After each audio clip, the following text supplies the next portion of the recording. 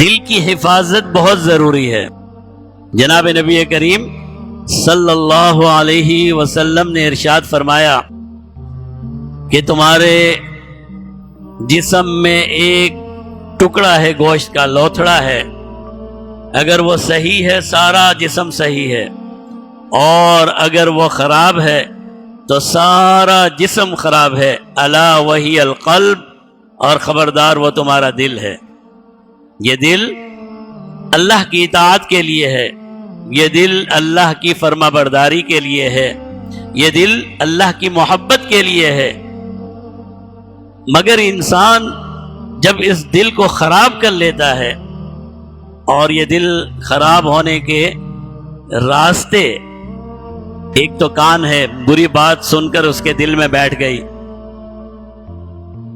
ایک ناک ہے، کسی کی خوشبو سے لذت آنے لگی، برائی بیٹھ گئی، اور ایک سب سے بڑا اس کی آنکھ۔ یہ نالیاں ہیں جو انسان کے دل تک پہنچتی ہیں، اور ایک ہے اس کا منہ۔ یہی ہے نا، اور کہاں ہے؟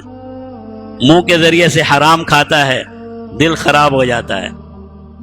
نظر کا غلط استعمال کرتا ہے، دل خراب ہو جاتا ہے۔ کانوں کا غلط استعمال کرتا ہے، دل خراب ہو جاتا ہے۔ تو زناکاری کی تباہ کاریاں، آج ہم میں سے کون ہے جسے یہ نہ معلوم ہو کہ زنا کرنا حرام ہے؟